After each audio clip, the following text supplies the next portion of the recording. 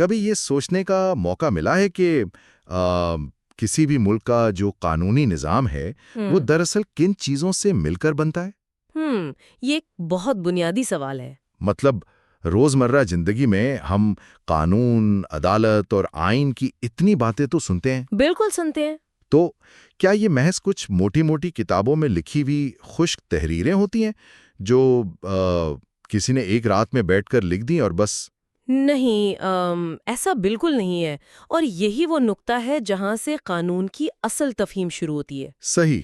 مطلب جب ہم کسی بھی ملک کے قانونی ڈھانچے کا مطالعہ کرتے ہیں نا، تو پتہ چلتا ہے کہ کوئی بھی قانون راتوں رات کسی خلا میں نہیں بنتا۔ ظاہر ہے۔ اس کی جڑیں یعنی اس کی بنیادیں اس معاشرے کے ماضی، اس کی تہذیب اور ان مقامی روایات میں ہوتی ہیں جو صدیوں میں بنتی ہیں۔ بالکل۔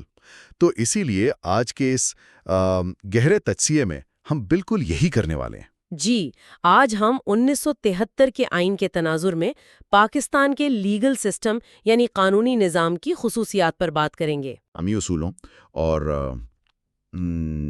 پرانی روایات کو ایک ساتھ لے کر چلتا ہے۔ اور سب سے اہم بات یہ بھی دیکھیں گے کہ ان پیچیدہ قانونی باتوں کا عام انسان کی زندگی پر کیا اثر پڑتا ہے۔ بالکل۔ تو اگر شروع کریں تو پاکستان کا قانونی نظام واقعی باقی دنیا سے ذرا ہٹ کر ہے۔ بہت مختلف ہیں۔ اسے ہم ٹیکنیکلی زبان میں کہتے ہیں ایک ہائبرڈ یعنی مرکب نظام۔ ایک منٹ، یہاں تھوڑی الجھن ہو رہی ہے۔ جی پوچھیں۔ جب ہم کہتے ہیں نا کہ یہ ہائبرڈ نظام ہے تو اس کا عملی مطلب کیا ہے؟ کیا ہم نے بس مختلف ملکوں کے قوانین کو پکڑا اور جوڑ کر ایک نیا نظام کھڑا کر دیا؟ نہیں، بات صرف قوانین کو کاپی پیسٹ کرنے کی نہیں ہے۔ اچھا۔ اسے یوں سمجھیں کہ تاریخی لحاظ سے ہمارے نظام کی جو بنیاد ہے نا، وہ برطانوی نوآبادیاتی دور کے کامن لاء پر رکھی گئی ہے۔ کامن لاء یعنی جہاں پرانے فیصلوں کو بنیاد بنایا جاتا ہے؟ بالکل وہی۔ کامن لاء میں عدالتی فیصلوں اور نظیروں سے قانون کی تشریح ہوتی ہے۔ تو جب انگریز یہاں سے گئے وہ اپنا یہ عدالتی نظام یہیں چھوڑ گئے۔ صحیح۔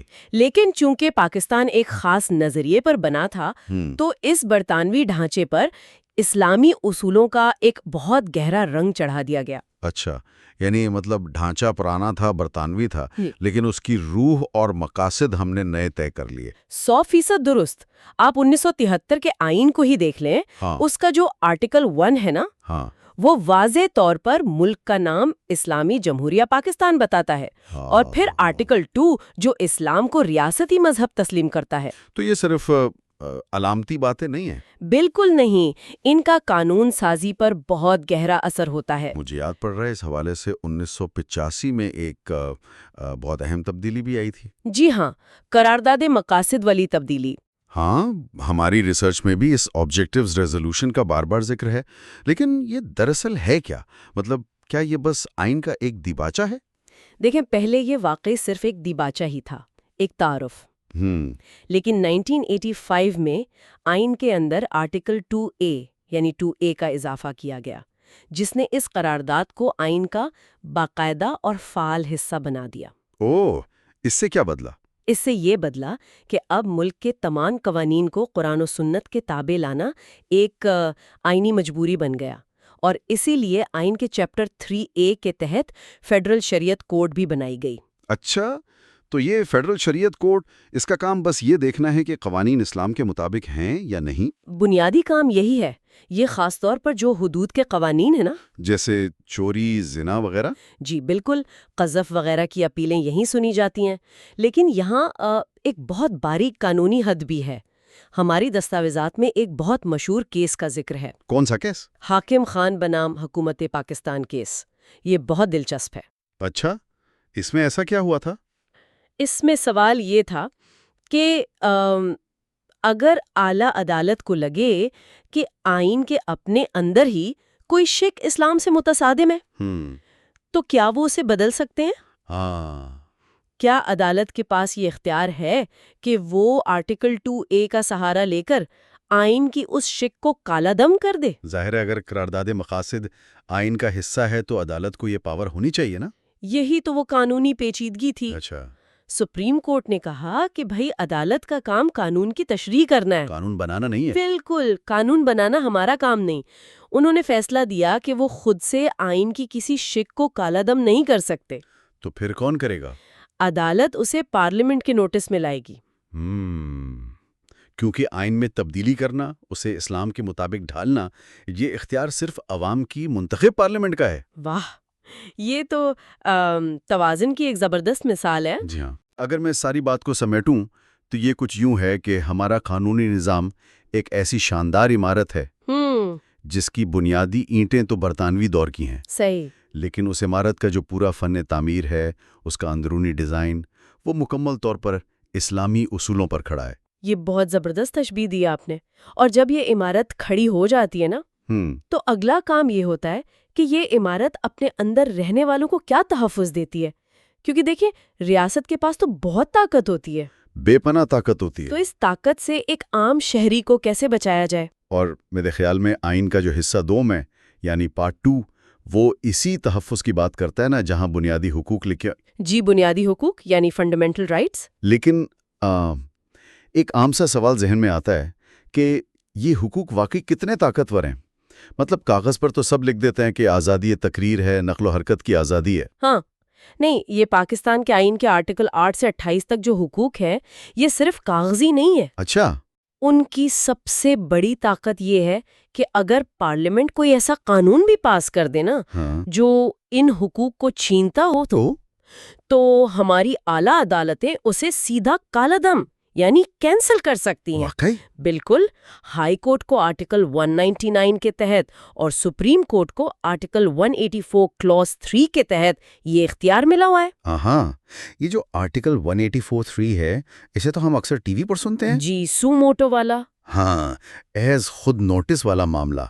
لوگ اکثر تنقید بھی کرتے ہیں کہ عدالتیں ہر معاملے میں سو موٹو لے لیتی ہیں۔ تو کیا آئین نے اس طاقت کی کوئی حد نہیں رکھی؟ بالکل رکھی ہے، اور اس پر جماعت اسلامی بنام وفاق پاکستان والا کیس بہت اہم ہے۔ اس کیس میں کیا طے ہوا تھا؟ اس دور میں جب سیاسی حالات بہت خراب تھے تو عدالتوں پر بہت پریشر تھا کہ وہ سیاسی معاملات میں کود پڑیں۔ صحیح۔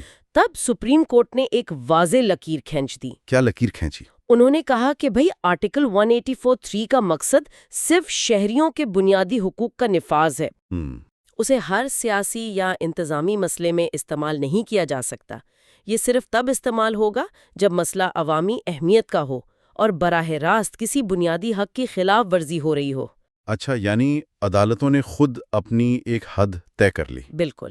لیکن مجھے ایک بات بتائیں، آئین کے اسی حصے میں آرٹیکل 29 سے 40 تک پالیسی کے رہنما اصول بھی تو ہیں۔ Directive principles of state policy. جی ہاں بھائی۔ ہاں وہی۔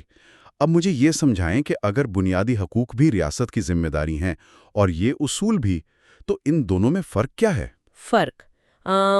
فرق بہت بنیادی ہے۔ کیسا فرق؟ بنیادی حق تو وہ ہے کہ اگر آپ سے کوئی چھینے تو آپ فوراً عدالت بھاگ سکتے ہیں کہ ریاست مجھے بولنے نہیں دے رہی۔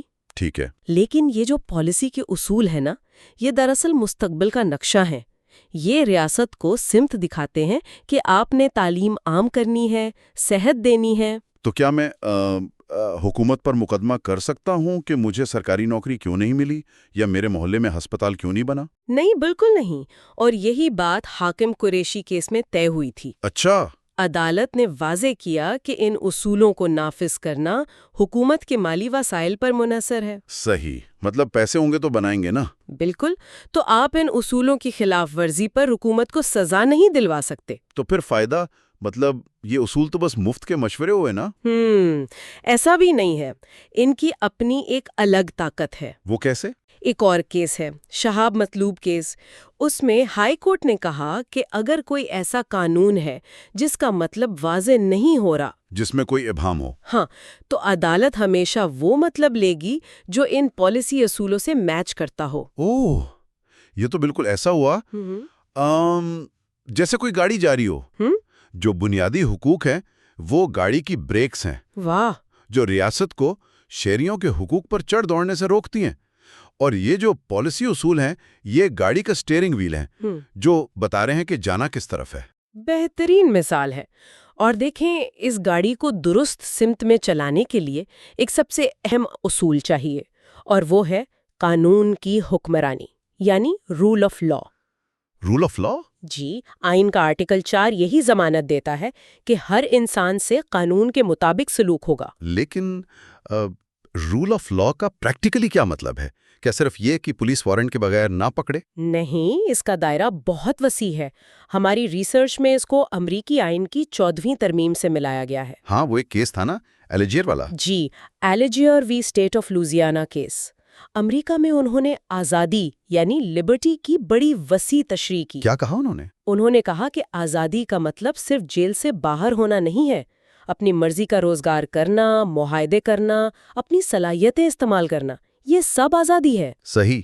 اور پاکستان میں اس کی تشریح کیسے ہوئی؟ پاکستان میں جمال شاہ بنام الیکشن کمیشن کیس میں اس کی تشریح ہوئی۔ اچھا، اس میں کیا طے پایا؟ اس میں عدالت نے کہا کہ حکومت کا کوئی بھی ادارہ چاہے کتنا ہی طاقتور ہو، قانون کے بغیر کسی شہری کے خلاف کارروائی نہیں کر سکتا۔ مطلب ہر قدم قانون کے دائرے میں ہوگا۔ بالکل۔ یہ تو ہو گئی عام شہری کی بات۔ جی، لیکن ان کا کیا جو بہت ہی طاقتور ہے؟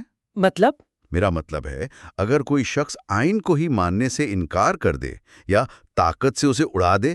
اس کے لیے آئین کا آرٹیکل 5 ہے نا، جو ہر ایک کو ریاست کا وفادار رہنے کا پابند کرتا ہے، اور پھر آرٹیکل 6 ہے سنگین غداری والا، ہائی ٹریزن۔ جی، اس کے تحت آئین کو طاقت سے توڑنا غداری ہے۔ لیکن یہاں قانون ذرا باریک بینی سے کام لیتا ہے۔ کیسے؟ دستاویزات میں محمد نواز شریف بنام صدر پاکستان کیس کا ذکر ہے۔ وہ تو بہت ہائی پروفائل سیاسی کیس تھا۔ اس میں کیا اصول بنا؟ اس میں سوال یہ تھا کہ کیا صرف حکومت پر شدید تنقید کرنے پر یا تلخ سیاسی بیانات دینے پر غداری لگ سکتی ہے؟ مطلب صرف تقریر کرنے پر؟ ہاں، تو عدالت نے اس میں ایک لکیر کھینچ دی۔ اچھا، کیا کہا عدالت نے؟ عدالت نے کہا کہ قانون عمل اور اس کے اثرات میں فرق کرتا ہے۔ اگر آپ سخت سیاسی بیانات دے رہے ہیں لیکن اس سے ریاستی ادارے مفلوج نہیں ہوئے، یعنی کوئی ایکشن نہیں ہوا۔ بالکل، ملک کو کوئی خطرہ نہیں ہوا، تو صرف الفاظ کی بنیاد پر غداری کا کیس نہیں بن سکتا۔ یعنی بات کرنے اور ریاست سے بغاوت کرنے میں فرق ہے۔ جی، لیکن اب سوال یہ ہے کہ ان تمام حقوق کی اور غداری جیسی شکوں کی تشریح کون کرے گا؟ ظاہر ہے اس کے لیے کوئی ایسا ادارہ چاہیے جو بالکل آزاد ہو، اور وہ ہماری عدلیہ ہے۔ ظاہر ہے آزاد عدلیہ کے بغیر قانون کی حکمرانی ممکن ہی نہیں۔ صحیح ہے۔ پاکستان کے آئین میں ججوں کو خاص تحفظ دیا گیا ہے، حکومت ان کو اپنی مرضی سے نہیں ہٹا سکتی۔ ہاں، وہ سپریم جوڈیشل کونسل والا جو طریقہ ہے۔ بالکل، وہ ایک شفاف طریقہ کار ہے۔ یہ تو وہی بات ہوئی نا جیسے کرکٹ میچ میں امپائر ہوتا ہے صحیح بات ہے، اور فیصلہ دے ہی نہیں سکتا۔ بالکل درست مثال ہے۔ لیکن کیا یہ بتائیں ججوں کو لگانے کا عمل بھی اتنا ہی شفاف ہے جتنا انہیں ہٹانے کا؟ ہاں، ماضی میں اس پر سوال اٹھتے رہے ہیں، خاص طور پر 90 کی دہائی میں، جب ایگزیکٹو یعنی حکومت ججوں کی تعیناتی میں بہت اثر انداز ہو رہی تھی۔ ہاں، وہ تو ایک دور تھا۔ تو پھر الجہاد ٹرسٹ کیس آیا۔ اس کیس میں کیا بدلا؟ آئین میں لکھا ہے کہ صدر چیف جسٹس کے مشورے سے جج لگائے گا۔ صحیح۔ حکومت سمجھتی تھی مشورہ بس فارمیلٹی ہے، ہم نے نام دیا اور کام ہو گیا۔ اچھا۔ لیکن سپریم کورٹ نے اس کیس میں کہا کہ نہیں، یہ مشورہ بامقصد اور لازمی ہونا چاہیے، یہ بس کوئی رسمی خط نہیں ہے۔ اس سے عدلیہ کافی حد تک محفوظ ہو گئی۔ بہت زبردست۔ اچھا، اور اسی طرح مقننہ کا کام یعنی قانون سازی وہ پارلیمنٹ کرتی ہے اور صدر آرڈیننس بھی نکال سکتا ہے۔ جی، آرٹیکل 89 کے تحت ہنگامی حالات میں۔ تو مطلب کتابوں میں تو ہمارے پاس ایک بہت ہی زبردست، جدید اور مکمل آئینی ڈھانچہ موجود ہے۔ ہاں، کتابوں میں، لیکن اگر ہم اسٹوڈیو سے باہر نکلے نا تو زمینی حقائق مختلف ہیں، بہت مختلف اور پیچیدہ ہیں۔ آپ ان متوازی نظاموں کی بات کر رہی ہیں نا؟ جی ہاں، ڈبل امپلیمنٹیشن۔ مطلب مجھے تو حیرت ہوتی ہے کہ ایک طرف سپریم کورٹ ہے، ہائی کورٹس ہیں، اور دوسری طرف لوگ آج بھی دیہاتوں میں جرگوں اور پنچایتوں میں جا رہے ہیں۔ بالکل جا رہے ہیں۔ ایک ہی وقت میں دو بالکل الٹ نظام کیسے چل رہے ہیں؟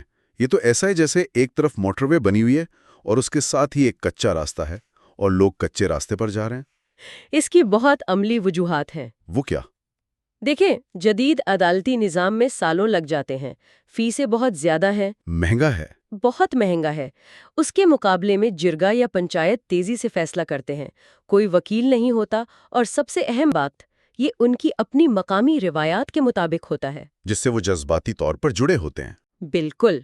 लेकिन एक मिनट, अगर पंचायत कोई ऐसा फैसला दे दे जो आइन के खिलाफ हो, जैसे अक्सर हम सुनते हैं कि किसी तनाज़े में लड़कियों को वुनी कर दिया गया, तब क्या होता है? ये वो पॉइंट है जहां ये दोनों निज़ाम आपस में टकराते हैं। तो फिर कौन जीतता है? देखें, अगर तो कोई आम खानदानी झगड़ा खुश उसलूबी से हल हुआ तो अदालत उसे मान लेती है। अच्छा। लेकिन जहां ये बुनियादी हुकूक से टकराए, वहां रियासत पूरी कुव्वत से एक्शन लेती है।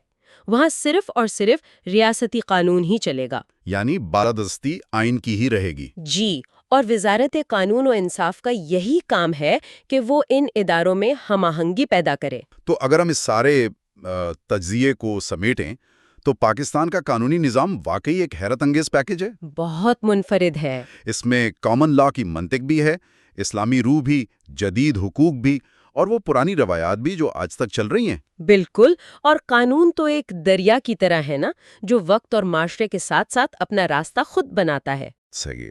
लेकिन जाने से पहले सुनने वालों के लिए मैं एक बहुत गहरा सवाल छोड़ना चाहूँगा। जरूर। अगर हमारे पास इतना बेहतरीन आईनी और अदालती ढांचा मौजूद है, लेकिन फिर भी मुआशरे का एक बड़ा हिस्सा इंसाफ के लिए उन गैर रस्मी जुर्गों में जाने पर मजबूर है, तो इसका असल मतलब क्या है? ये सोचने की बात है। क्या ये इस बात का अलाम है कि हमारा वो जदीद और बेहतरीन निज़ाम आज भी आम आदमी की पहुंच और समझ से बहुत दूर है? और क्या कभी मुस्तकबिल में ये जदीद मोटरवे और वो कच्चा रास्ता आपस में मिलकर एक मुकम्मल और यकसा निज़ाम बन पाएंगे, या बस यूं ही अलग-अलग साथ चलते रहेंगे? वाकई ये एक बहुत गौर तलब सवाल है। हमें इजाज़त दीजिए। खुदा हाफिज।